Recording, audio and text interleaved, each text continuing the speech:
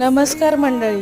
काल होता संडे आणि मी विचार केला की थोडं काम आहे ते करून घेते. जी कामं असतात ती म्हटलं संडेलाच आवरायची. आणि बाबू उठला होता, नुसतं मूड खराब करून टाकला, मागे लागला होता, नुसता मला पण यायचंय बाहेर तुमच्यासोबत म्हणत होता सारखा.